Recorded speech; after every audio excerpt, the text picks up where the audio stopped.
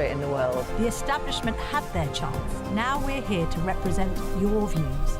Britain's watching. Britain's watching. Britain's watching. We're proud to be GB News, The People's Channel. Britain's news channel.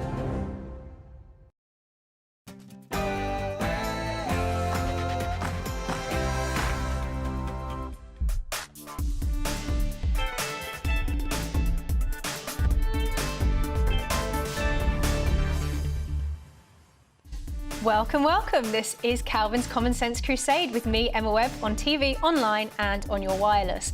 Today we will be discussing Oliver Anthony, a former factory worker from Virginia whose viral song, Richmond North of Richmond, shot to #1 in the US iTunes charts, making him an overnight sensation across the globe. We'll be talking to a World War II D-Day veteran who was forced to move to a hostel after being evicted from his home. And later in the show, I'll be joined by Charlie Bentley Astor to discuss femininity and feminism in the wake of the Snow White rewrite. Is the girl boss aspiration what women really want? And in the duel, I'll be asking if Christians should skip church tomorrow morning so that they can watch the England Lionesses in the World Cup final instead. Rafe, what's your take? I don't think they should be skipping church at all, but I understand that church services may be moved somewhat to accommodate it all, so I'm not as fussed as normal. And are you as fussed as normal, Steve? No, I think it is ridiculous. I mean, they used to say when I was young that you must never ever smoke while you're praying, but you could pray while you're smoking. And I think there's absolutely no reason why we shouldn't be praying tomorrow. But look, every church service isn't at 10 o'clock. You know, my church service is at 8, 10 and 12. We can fit in around it. Yeah. But before all of that, it's the news.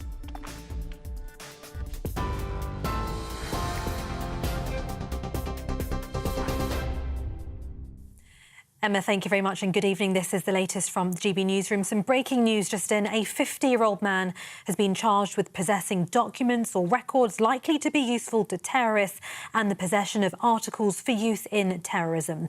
He'll appear in court on Monday. It's in relation to last week's PSNI data breach where the details of 10,000 police officers and staff were published online by mistake.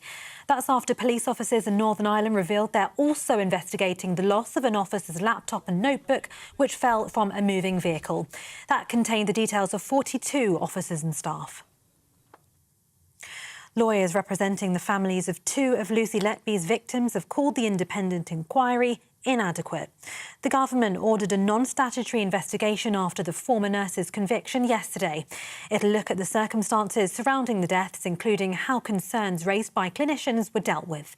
The prosecution's key medical expert has told The Observer police should investigate hospital bosses for corporate manslaughter, calling them grossly negligent for not acting on fears about Letby's actions at the time. She was found guilty of the murder of 7 babies and the attempted murder of 6 others. She'll be sentenced on Monday. Pakistani police are seeking to arrest the father of Sarah Sharif in connection to her murder. The 10-year-old's body was found at her home in Woking last Thursday morning after police received a call from Irfan Sharif from Pakistan. Police believe he travelled to Islamabad with Sarah's stepmother, uncle and 5 children a day before her body was discovered. Detectives say she'd suffered extensive injuries over a sustained period of time. Criminal gangs have been condemned by maritime experts for pushing small boats out into the English Channel during Storm Betty. Coast Guard and Border Force vessels have been called to deal with reports of migrant boats in the sea in treacherous conditions.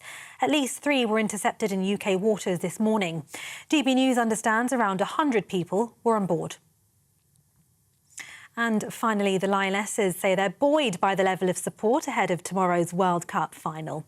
England take on Spain, playing to win the trophy for the very first time. Lauren James, who served a 2-match suspension following her red card against Nigeria, could start tomorrow. Meanwhile, the Prince of Wales has apologised for not being able to attend that final in person. In a video posted on social media, he and Princess Charlotte wish the Lionesses good luck for the game. Lionesses, we want to send you a huge good luck for tomorrow. We're sorry we can't be there in person, but we're so proud of everything you've achieved and the millions you've inspired here and around the world. So go out there tomorrow and really enjoy yourselves. Good luck, Lionesses. This is GB News across the UK on TV, in your car, on digital radio and on your smart speaker by simply saying, play GB News. Now it's back to Emma.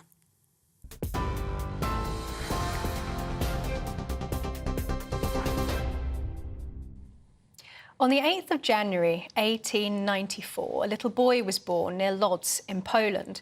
His name was Raymond, and his parents were poor but devout weavers. One night, when he was a young child, he had a dream, a vision of the Virgin Mary. He asked Mary what would become of him, and she offered him 2 crowns, one white for purity, the other red for martyrdom. She asked him which he would be willing to accept, and the little boy replied, both. He went on to join the Franciscan order, taking the name Maximilian Kolbe. Though he had been attracted to the army, at the end of World War I, he was ordained in Rome, seeing himself as engaged in a spiritual instead of military, worldly battle. In 1919, he returned to Poland, and despite having incurable tuberculosis, he set about creating a printing press, producing newspapers and a radio station, believing that the media could be used for good to spread the word of God and encourage devotion to Mary. When the Nazis invaded Poland in 1939, he could have kept his head down and stopped doing what he was doing, but he didn't. Instead, he was sent to Auschwitz. Prisoner 16670 never renounced his faith. Instead, he prayed with and comforted his fellow prisoners. One day in late July 1941, the camp siren went off. Some prisoners had escaped, including from Block 14, Father Kolbe's block. From the blocks where the prisoners had escaped, the guards picked 10 prisoners to make an example. Those 10 would be sent to an underground bunker to starve to death. One of the 10 began weeping for his wife and children who he'd never see again. And it was Father Kolbe who stepped forward and told the guards that he would take the man's place. He prayed with and sang with the men for 2 weeks until they starved, and until he was one of the last left alive. Saint Maximilian Kolbe, the saint of Auschwitz. He was executed on the 14th of August 1941 after being injected with carbolic acid. He was canonised by Pope John Paul II, a martyr of charity and patron saint not only of political prisoners, but also of journalists and radio operators. In Jesus' words, "Greater love hath no man than this, that a man lay down his life for his friends." One survivor said, "His death was a shock filled with hope, bringing new life and strength. It was like a powerful shaft of light in the darkness of the camp." Father Kolbe's little-known story of bravery, steadfastness and holiness is an inspiration to Christians and non-Christians alike. The 14th of August remains his feast day, the day, as Providence would have it, before the Assumption of Mary, the day in the Christian calendar that marks Mary's ascension into heaven. It was also the day that his remains were cremated. Saints and their feast days used to be an important part of the culture of the people of the British Isles. If you take a moment to look almost anywhere in the country, you will notice that our landscape is dotted with places associated with and named after saints, holy places as well as holy wells. It's testament to the ways in which the saints captured the imaginations and hearts of our ancestors. From 7th century saints like St. Cuthbert in Durham to Saint Maximilian Kolbe in the 20th. I think the saints can beguile us just as they once did, if only we knew their stories.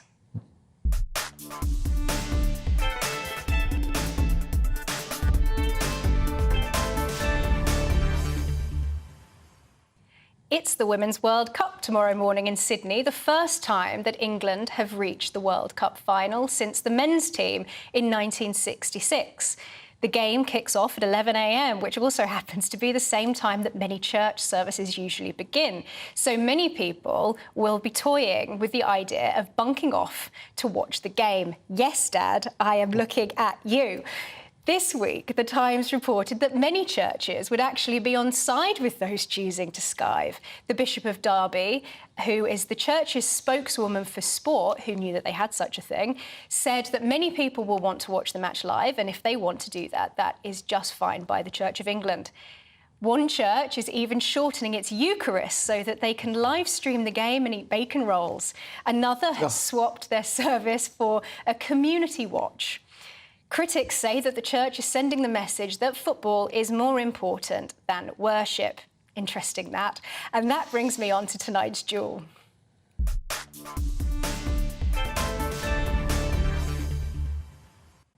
Joining me tonight, two of my favourite people under the sun, the broadcaster and historian Rafe Hadel-Mankoo and former Labour Party MP Stephen Pound. I've just given you a place in the European Parliament there, Stephen. Yes. So Rafe, wouldn't do me much good. Kick us off. What do you think of this? Do you think that the church is sending the wrong message? Well, first, I just want to thank you for that marvellous monologue about Saint Maximilian Kolbe, who's very close to my heart because he was at Auschwitz at the same time as my grandfather's cousin, who was a professor of economics and was housed in a nearby block, and they were actually murdered within a few weeks of each other, so very close to my heart, and I'm thrilled that GBNews is actually talking about that wonderful man. But anyway, on to the topic at hand. Look, if masses are being cancelled or if people don't have any option to go to mass because of this game, then I think that is wrong. I'm not overly exercised because, as Stephen said, there are other opportunities to go to church normally on a Sunday apart from the one mass. In some cases, masses are being scheduled to be half an hour early in order to provide people with that opportunity. I mean, it's often said that football is the real religion of England. Perhaps that is true in this case. But I think it goes to a broader issue, which is part of this project by the Church of England particularly. I'm not sure whether this is an issue for Catholic and evangelical churches, but the Church of England is trying to reach out to a progressive youth demographic. And by doing so, it is jettisoning dogma, it's jettisoning theology, and it's jettisoning so many of the traditions which are seen as being awkward or alienating or off-putting to that demographic, even though that demographic isn't at all interested in religion and is actually alienating the core congregations, the true faithful of the church. And that's my issue. It's the willingness with which they're able to seemingly compromise without any qualms whatsoever. Do you think, Stephen, that this is another example of the Church of England basically sending a message that something like football, something secular, is more important than worshipping the Almighty? Absolutely. I mean, it was said that the British invented cricket to give them some idea of the concept of eternity, because as a profoundly irreligious people, they didn't know much about that particular concept. But can I just pick up what Rafe said about Father Maximilian Kolbe? He means a great deal to us in Ealing, where we actually have Kolbe House. We have a sheltered home for people, and also in Łódź, his home city, which is commonly known as the Manchester of Poland, where he is revered. And on the 14th of August, the day before the Assumption of the Blessed Virgin Mary, there was a special Mass in our Polish church in Ealing, and believe you me, all over Poland. But coming on to this, now look, if you dilute the faith to the point where it is just no longer visible anymore, how can you actually complain if people say, well, why should I bother to go to church? I know, obviously, was it Shankly said, football's not a matter of life and death, it's much more important than that. I find this absolutely ludicrous. Look, it's an important football match, without a question. I've been at football this afternoon and I've understood the concept of purgatory from watching it. So I understand this. By the way, Fulham lost this afternoon. But look, the idea is over and over again we see, and I don't actually identify particular Christian strands, because I think all Christian churches, to a certain degree, some more than others, do actually commit this, which I think is actually a sin, personally, of actually diluting the purity of the message. And I think those items you had on the news today, two horrific stories, the baby murders in Cheshire, and the missing child in Surrey.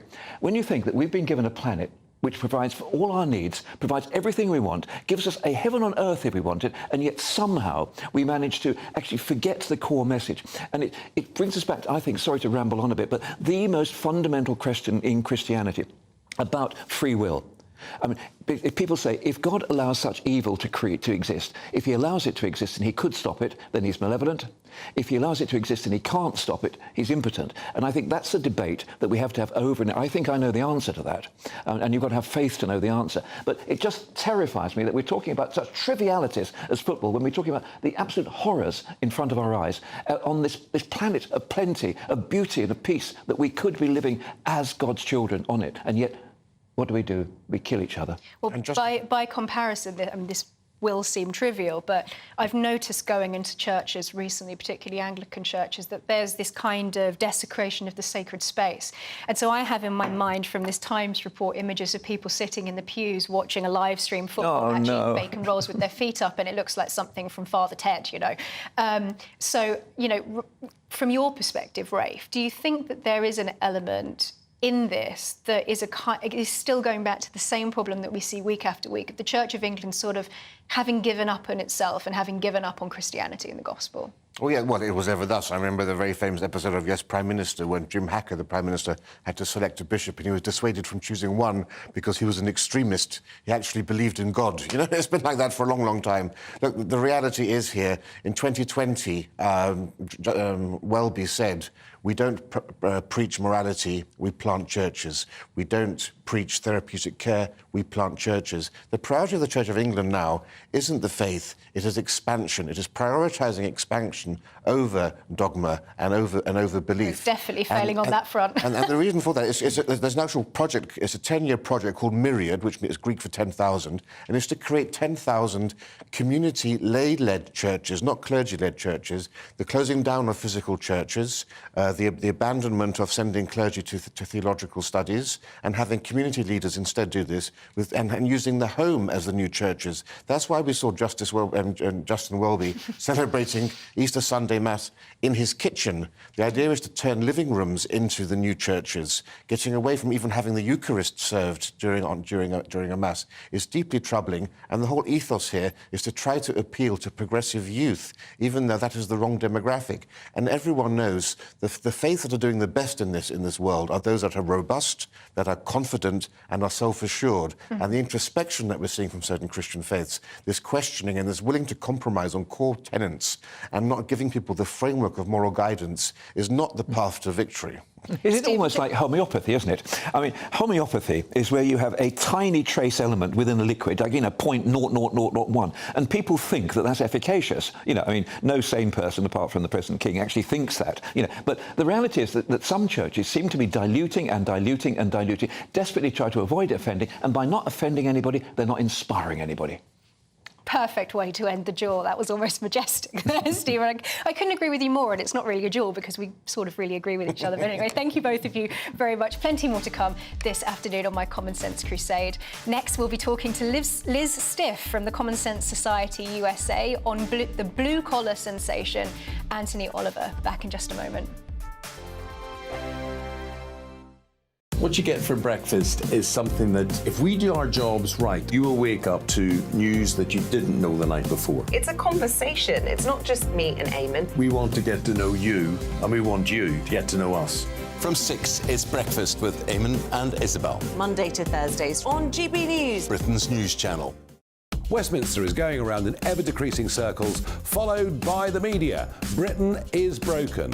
How on earth did we get into this mess? But more importantly, how do we get out of it? Join me at 7 p.m, Monday to Thursdays on Farage, here on GB News. We will have open, rational debate. We've got to work out how Britain moves forward from this. Join us here on GB News, the People's Channel. Britain is watching.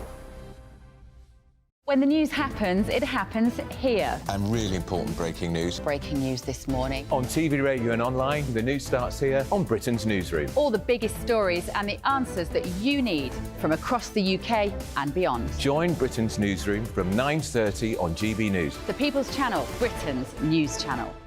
Join me, Patrick Christie's, Monday to Friday, 3 till 6. We tackle the day's news agenda like you've never seen before. It's high tempo, high octane, the most controversial topics and the best guests. You will not be able to take your eyes and ears off it. I'm not afraid to ask the questions that you really want answered. 3 till 6 p.m, Monday to Friday on GB News, the People's Channel, Britain's news channel. People in Britain, they love free speech, but they also love fair play. I don't care if I'm speaking somebody from a trade union, from the Labour Party, somebody from the SNP. And I think the viewers like to see that actually we can challenge one another, but in a positive way. We think we ask the questions that people want to ask, and often we ask the questions that we wanted to ask in Parliament but never got the chance to ask. So join us every Saturday, 10 a.m. till noon on GB News, Britain's news channel. It's all about family, being in people's living rooms, all the interaction and getting to know who our viewers and listeners are. When I was young, my dad used to say, "Nah, stop arguing." I wanted an outlet that would enable me to give my opinion. People are going through a really hard time right now, and I know that you don't feel like you're being listened to by the establishment. I came to GB News because it's the people's channel, and I want the audience to have their say on the events of the day. We're dynamic. We do something different. Democracy shows that the wisdom of the nation is in its people. I get to travel to find out what the story is from a personal perspective. The British people aren't fools. We know when we're not being told the full story. We've got to work out how Britain moves forward from this. It's the best country in the world. The establishment had their chance. Now we're here to represent your views. Britain's watching. Britain's watching. Britain's watching. We're proud to be GB News, The People's Channel. Britain's news channel.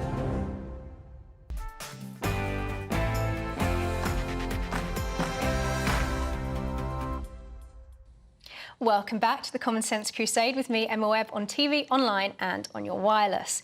Now, unusually, it's time for a good news story. Country singer Oliver Anthony has become an overnight sensation at his first gig since going viral. Before playing to a sea of people, he read out this passage from Psalm 37. Take a look. The wicked plot against the righteous and gnash their teeth at them. But the Lord laughs at the wicked, for he knows their day is coming. The wicked draw the sword and bend the bow, to bring down the poor and needy, to slay those whose ways are upright. But their swords will pierce their own hearts, and their bows will be broken. Some have tried to paint him as an icon of the right, but he resonates with the downtrodden and ignored blue-collar workers, not just in America, but here too. The people on the left used to care about. In my view, he's tapped into something powerful, painful and beautiful. Now, my colleague, Liz Stiff from the Common Sense Society in the US, packed her kids into a car and drove out to see Oliver Anthony's recent gig. Liz joins me now from Virginia. Hello, Liz. Hey, Emma, how are you? Thank you so much for joining us this evening. So first begin by telling us, why has this man become such an overnight sensation? What exactly is it that he's tapped into?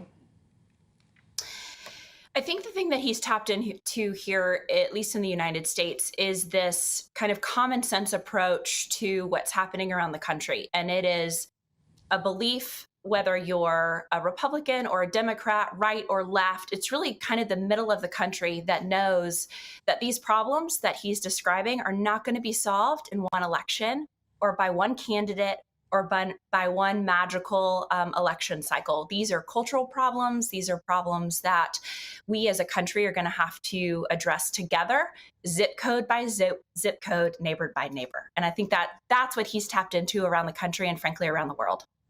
I quite seriously cannot stop listening to this song. It's one of the most beautiful songs that I've heard in a long time. It's real music. It reminds me of, Johnny Cash. What was it like being there and seeing this in person? What was the atmosphere like? Was it a feeling of sort of relief and catharsis that finally someone is putting the crowd's feelings to music in such a powerful way, tapping into that pain? Why does it matter? What did that atmosphere feel like? It was one of the warmest, most inviting, hospitable environments I've been at in a long time. People were helping people park. There was, of course, as you can imagine, thousands of people crammed on this little farm stand. So people were helping people park. It was a lot of young families, a lot of kids, and you could tell that people felt like this is where they belonged. They've heard all of the rhetoric, they've heard all of the divisive language, and there was this sense when you showed up at the Morris Farm stand in Currituck, North Carolina, like these were your people. These were people that were working hard, they cared about their families, and Oliver Anthony was singing their songs, and it was a warm, inviting environment. The electricity was amazing. I've spent a lot of years at NASCAR races and music festivals, and this environment compared. It was people that were excited to be there. They agreed with him. They knew that as he read in that psalm, the fight against good and evil is real, and it speaks to every human heart. And you could tell the crowd there was a crowd that cares deeply about seeing truth and beauty endure. And they were there with their families, and they wanted to kind of make their voices heard beyond partisan politics.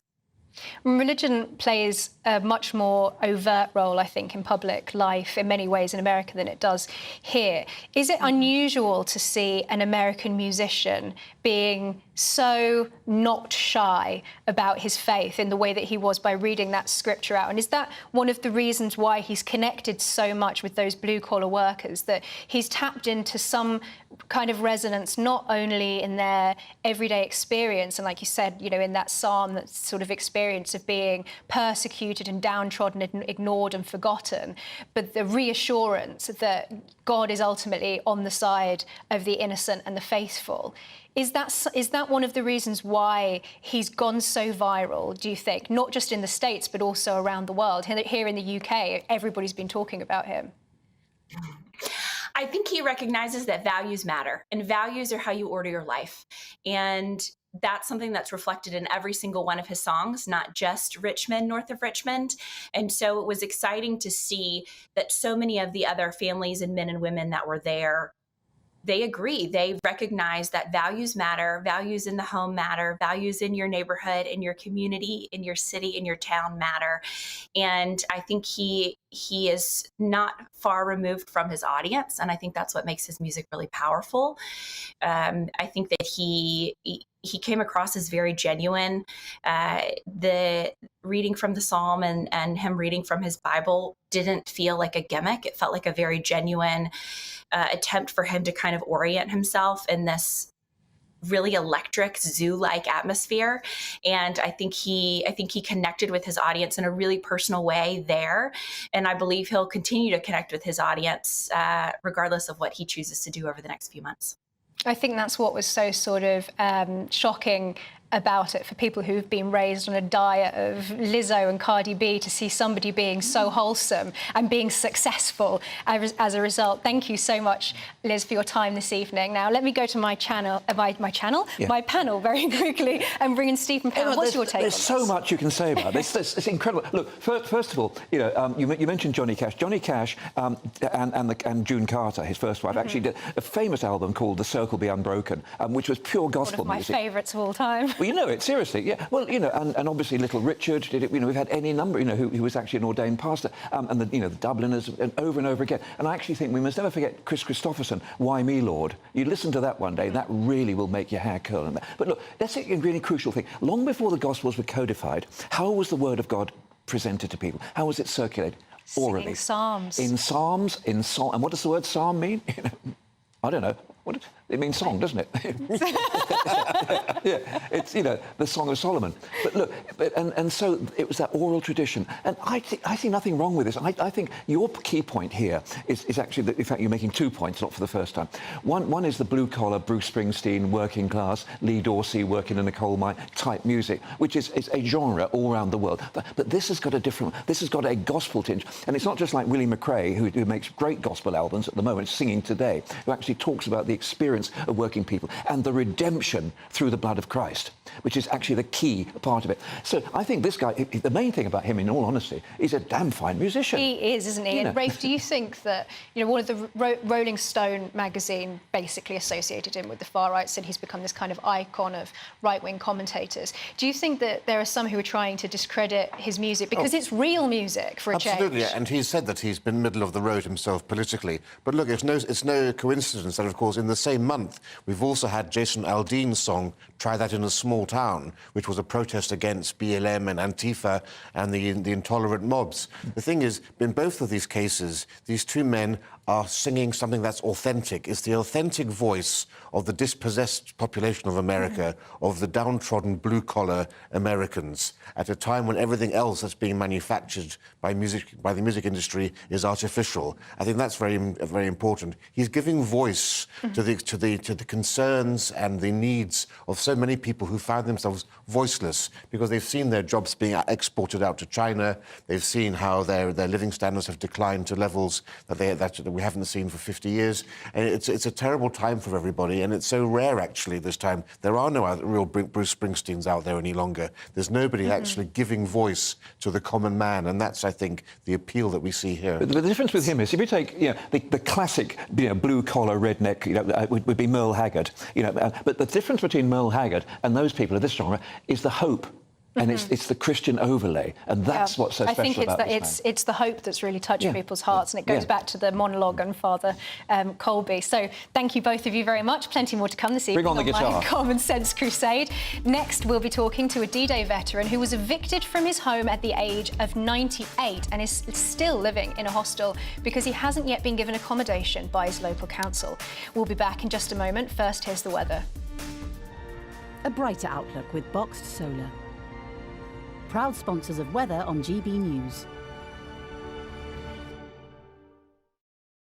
Hello there, I'm Greg Dewhurst and welcome to your latest GB News weather forecast. So as we move through into the second part of the weekend, we'll see further showers, particularly across the northwest of the UK, and sunny spells towards the southeast. And this area of low pressure still brings in the showers and brisk winds towards the northwest, but further south and east, high pressure builds in.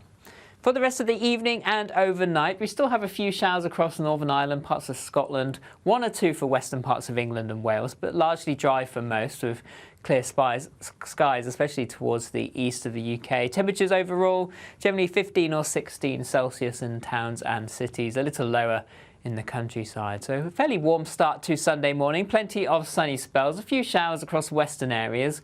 And then as we go through the day, many will have a fine day to come. Plenty of sunny spells, just a few showers bubbling up as we move through the afternoon. Showers most frequent across parts of Scotland and Northern Ireland. 1 or 2 of them could be heavy here. Still rather breezy around the coast. Temperatures reaching the low 20s, perhaps 25 towards the far southeast. Into Monday, little change for England and Wales, 1 or 2 showers around, though we will see more persistent rain returning across parts of Northern Ireland into western Scotland as we move through the day. Some of this rain turning heavy at times, the winds starting to pick up too, and temperatures in the low 20s. Tuesday and Wednesday, largely dry, just a few showers in the north and temperatures above average. A brighter outlook with Boxed Solar. Proud sponsors of weather on GB News.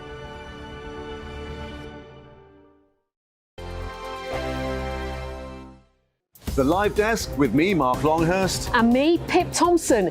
It's here Monday to Friday on GB News. From midday, we'll bring you the news as it breaks, whenever it's happening and wherever it's happening, from across the UK and around the world. Refreshing, feisty, but with a bit of fun too. If it matters to you, we'll have it covered on TV, radio and online. Join the Live Desk on GB News, the People's Channel, Britain's news channel.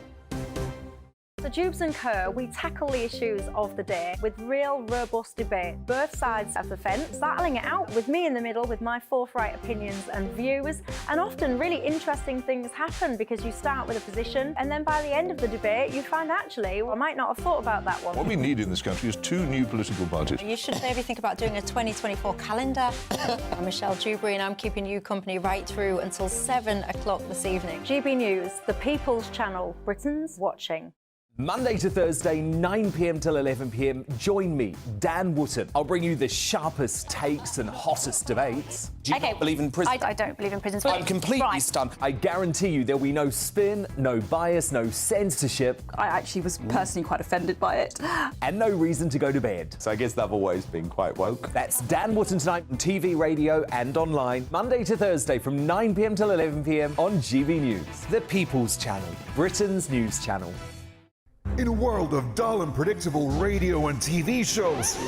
Oh, hi. On Mark Dolan tonight, we've got big guests. We drill into the big stories of the day. The show adds up to a brilliant listening and viewing experience. Mark Dolan Tonight is the most entertaining current affairs show ever, and that's a fact. That's Mark Dolan Tonight, Friday, Saturday and Sunday from 9. Only on GB News, Britain's news channel. Like all families, we have arguments every now and then, but actually we agree on what the mission of GB News, and that's the most fundamentally important thing. GB News provides the kind of platform that lets all voices be heard. We don't hold back. We're free to say what we really think. Just because some people who live in a tiny little Westminster bubble think that their particular story is important, that's not the most important story for me. And often there will be difficult stories, stories that you won't find on the establishment media. Because what people think in the north of England may be very different to what they're thinking in the home counties. We're going to carry on telling the world what life is really like for households up and down the UK. We love to be in your car, in your kitchen as you're having your breakfast. Whatever you're doing, you are part of the show. If it matters to you, it matters to us.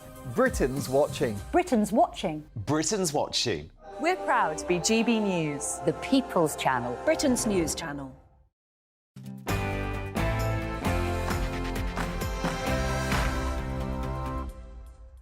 Welcome back to the Common Sense Crusade with me, Emma Webb, on TV, online and on your wireless. Just 2 months ago, Alfred Grenegort, apologies for the mispronunciation there, a veteran who served in World War II as a paratrooper, was served a no-fault eviction notice and asked to leave his home at the age of 98. He now lives in a hostel with his daughter Debbie Dean and her husband, Bert, who says they feel helpless. At the end of July, GB News spoke to Alfred and his family about the situation. Here's a clip. We just can't get any help at all. No help whatsoever. We've been put in here and we've got to make the most of it. This is Alfred Grenegalt, a 98-year-old D-Day veteran, currently living in a hostel after being evicted from his rented bungalow. Alfred lived for 7 years in the property in Dorset with his daughter and son-in-law. They were forced to move after being served a no-fault eviction notice by their landlord. I can't see a future. I've got nothing to look forward to. Tell me how you're feeling at the moment. Down. Very down. Very down. Alfred, his daughter and son-in-law can't afford the rising rental prices, so have had to turn to the council for help with housing. But they've been told it'll be a 6 to 8 month wait. I'm delighted to say that Alfred, Debbie and Bert join us now. Debbie, how are you doing? What's the latest update? We're no further forward now than what we were when we came in here, apart from being banded into a priority banding, which happened last week. However, nothing has accumulated from that. So that is the only thing that has happened. You have to do like a 56 day before you get a new banding. So we now are classed as a priority. And how long do you estimate it might take until you can find new accommodation? The council have said 6 to 8 months to us. There's been a few, you have to bid on properties, and there's been some properties on the bidding line. However, they haven't been suitable for the needs that we need for my dad mainly. You know, the needs that he needs is the council are all aware of. They say that that they are suitable, but they're actually not suitable. Basically, all we want is just a small 2-bedroom bungalow with a private garden. What they have offered us were flats, ground floor flats, with a community garden, which we went and had a look at, and they were, you know, level with the road, pavement and road. So they're not, and obviously has to have a walk-in shower room. I have spoken to the council regarding private rental again, because that is what the council are basically pushing us towards. And we ask, if we took a private rental again, would we be, if that ended again in 6 months, a year maybe, would we be in the same position as we are now? And their answer was yes, that we would have to go back to the very beginning of what we've just been through from February of this year. Now, when I... that is acceptable. Debbie, sorry to interrupt you there. When I saw the original package, the coverage of this, I thought that this was just absolutely heartbreaking. I thought it was so wrong and unjust, particularly after everything, Alfred, that you've done for this country. I just thought this was an absolutely abominable way to treat you. And I know that you have a fundraising page. So could you tell us how much money have you raised so far, and what difference would that money make to your quality of life overall? So far, it's raised over £4,000. The only difference that will make at the moment would be that if the council issued us with a property that didn't have, say, a walk-in shower, we could pay for that to be done. So that money will be put aside for anything that is needed doing to make my dad's life easier for him. We've got the GoFundMe search term at the bottom there of the page, and also I'll post it later on Twitter if anybody wants to find that to donate. Thank you so much for talking to us tonight. And I also just want to say thank you so much, Alfred, for your service and for everything that you've done for this country. I think that this is an appalling situation, and Debbie, you're a wonderful daughter. I know that this has been very hard for you as well, so thank you so much for coming on to talk to us about this today. Now, I'm going to bring in my panellists. Rafe, let me come to you first. When I saw this, at the same time as we see migrants being housed in luxury accommodation, we see people who have arrived here illegally being given free medical and dental treatment.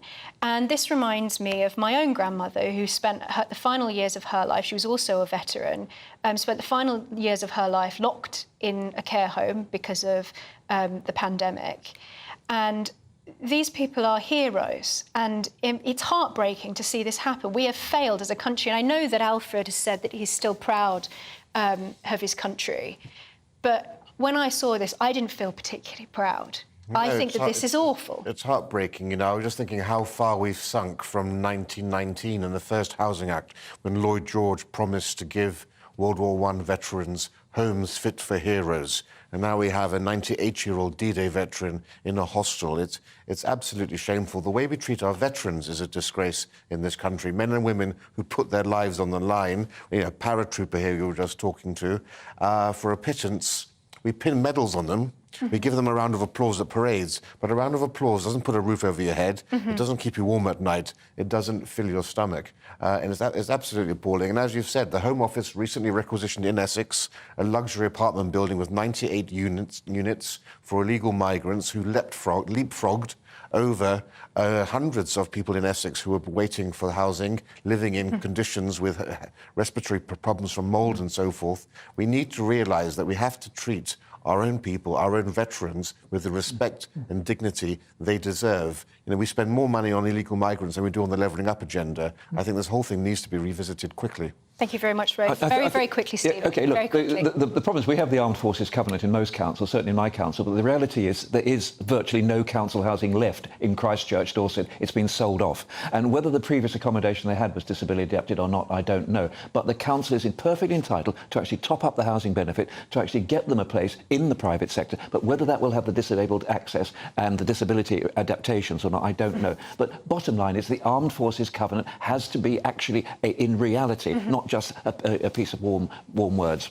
I think this is absolutely appalling, and you can see there at the bottom of the screen, if you want to go and donate to Alfred's GoFundMe, please go and do that. It's so important. I think that we can actually unite together to try and do something, even if the local authority isn't, to try and make sure that Alfred gets the quality of life that he deserves, having fought for our country during the Second World War. It's really quite absurd. So thank you to both of my panellists so very much for all of your thoughts. Now it's time to get our Crusader comments.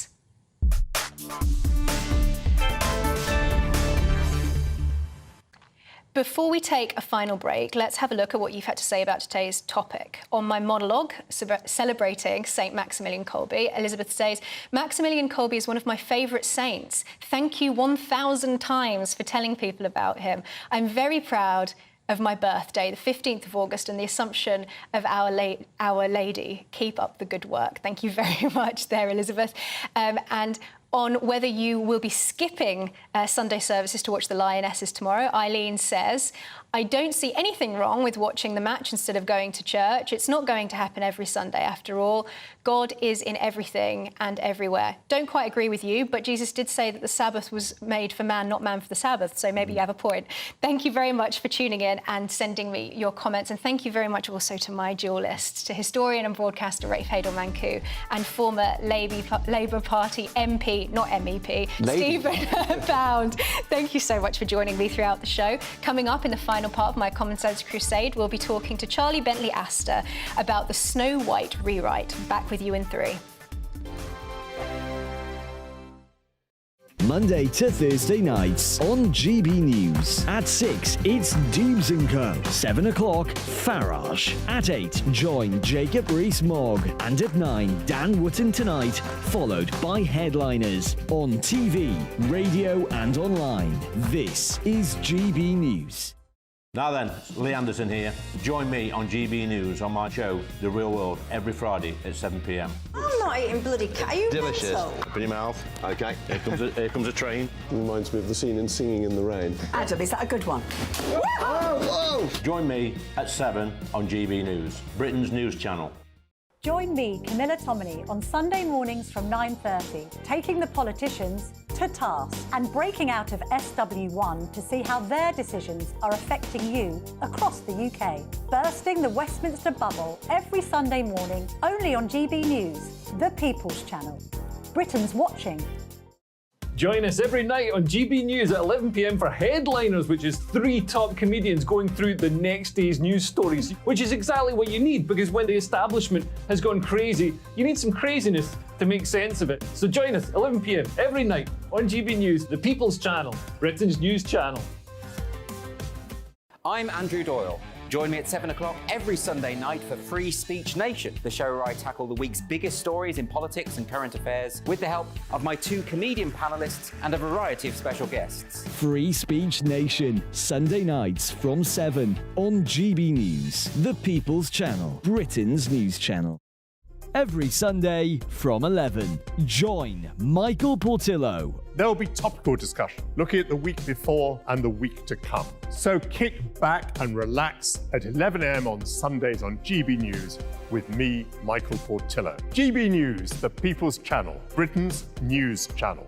I joined GB News because I was sick and tired of not hearing my views being represented, not just mine, but so many people that I knew and spoke to. I just couldn't get my voice out there. I couldn't say anything. I couldn't do anything. Whatever the narrative was, I kind of had to follow it. GB News is there to provide a voice for those who have been ignored by the establishment media. We think different things. We've got a different style. GB News is here to be optimistic and positive about the future. It's real kind of dynamic and flowing, with the audience very much at the heart of it, like a big family. Here at GB News, we talk about the things that matter to you. Hearing the voices from right across our towns and cities, especially our towns. All sides of the argument represented with a heavy dose of opinion. We're on a mission here to make a difference. And the GB News family really is here for you, and whatever time of day you can watch or listen. Britain's watching. Britain's watching. We're proud to be GB News, the People's Channel, Britain's news channel.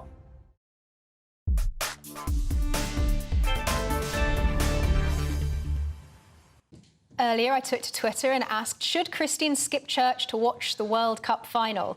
53% of you say yes, Christians should skip church to watch and celebrate the Women's Cup final, and 47% say that they shouldn't. That's almost a Brexit divide, that's so close. Interesting. I wonder what makes people fall on either side of that. I wonder if the people who voted against it are Christians. But anyway, maybe you're not regular churchgoers, I don't know. Now, Rachel Zegler and Gal Gadot are 2 stars at the forefront of Disney's reimagining of the original Disney princess classic. Zegler, who plays Snow White, was very clear that this version was very well 2024. Let's take a look. You said you were bringing a modern edge to it on stage. What do you mean by that? I just mean that it's no longer 1937, and we absolutely wrote a Snow White that is not going to be saved by the prince. She's not going to be saved by the prince, and she's not going to be dreaming about true love. She's dreaming about becoming the leader she knows she can be, and the leader that her late father told her that she could be if she was fearless, fair, brave, and true. And so it's just a really incredible story for, I think, young people everywhere to see themselves in. Snow White is running for president. I'm launching my campaign. Now, this has sparked a lot of debate about who women aspire to be. Are women tired of being a boss, or thinking that a boss girl is something to aspire to? And what's wrong with wanting to find Prince Charming and live happily ever after, like in the original version of Snow White? Joining me now to discuss this is writer and commentator Charlie Bentley-Astor. Hi, Charlie. Thank you for joining us this evening. So what did you think when you originally watched that clip of Zegler? Why do you think that some people think that Snow White needs to be a boss girl, go-getter?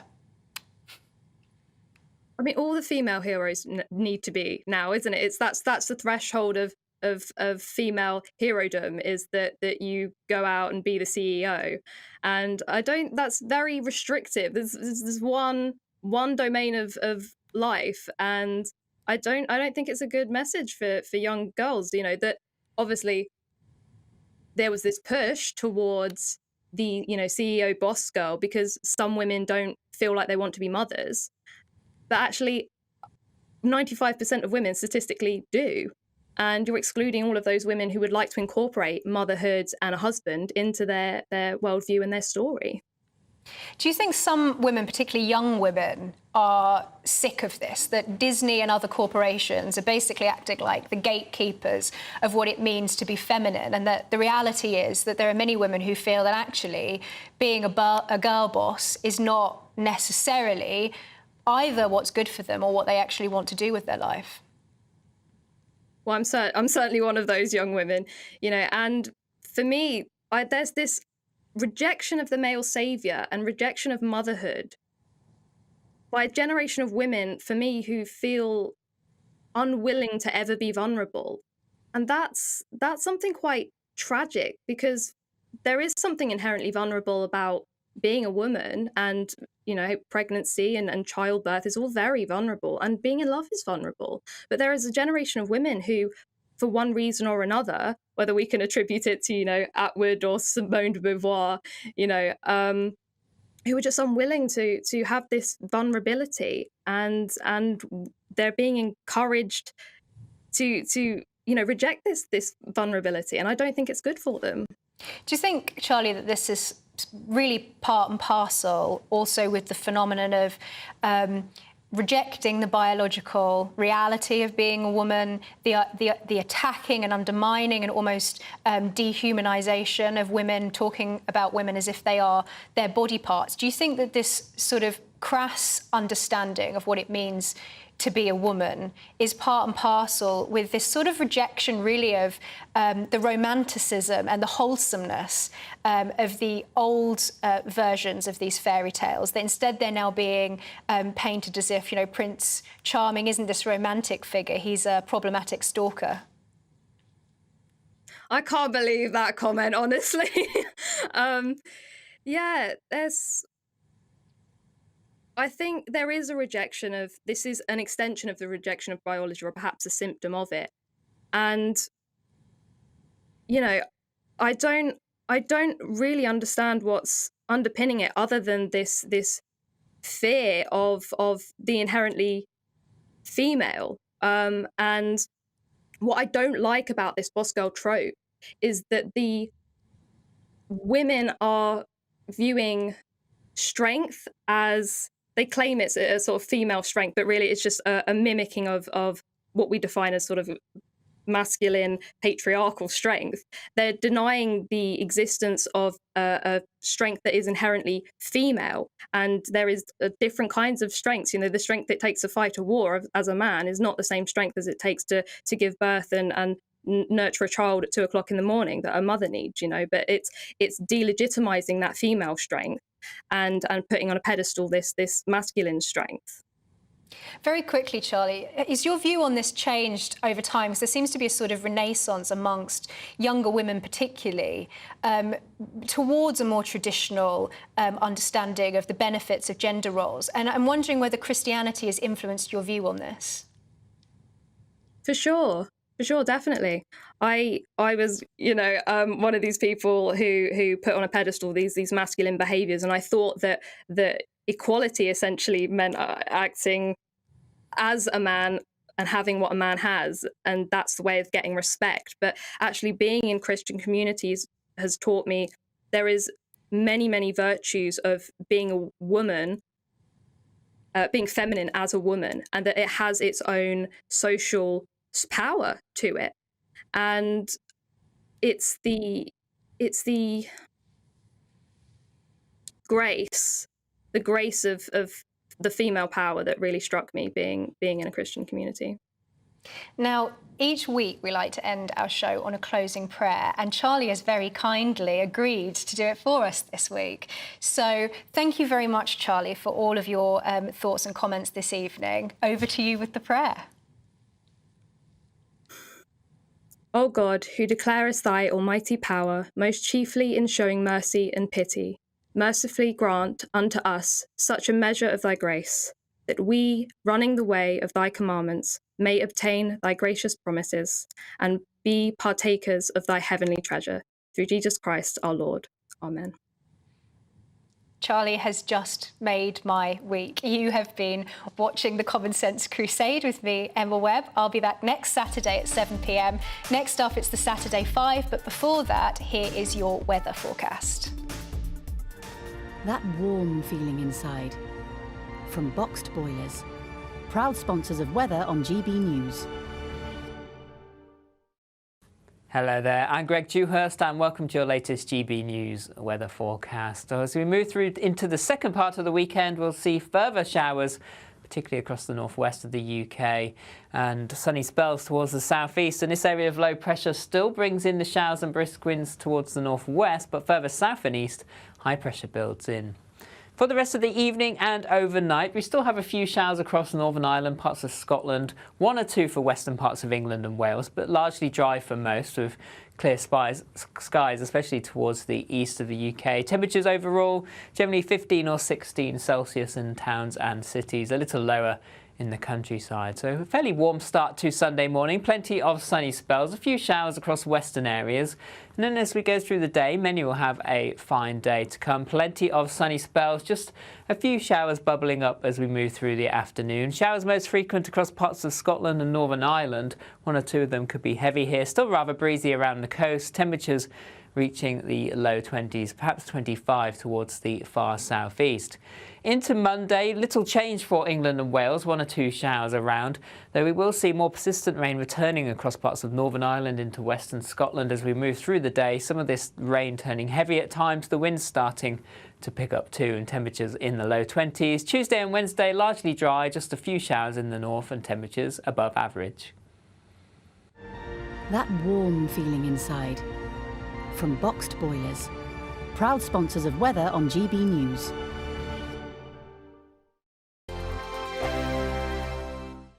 What you get for breakfast is something that, if we do our jobs right, you will wake up to news that you didn't know the night before. It's a conversation. It's not just me and Eamon. We want to get to know you, and we want you to get to know us. From 6, it's Breakfast with Eamon and Isabel. Monday to Thursdays on GB News, Britain's news channel. Westminster is going around in ever-decreasing circles, followed by the media. Britain is broken. How on earth did we get into this mess? But more importantly, how do we get out of it? Join me at 7 p.m, Mondays to Thursdays on Farage, here on GB News. We will have open, rational debate. We've got to work out how Britain moves forward from this. Join us here on GB News, the People's Channel. Britain is watching.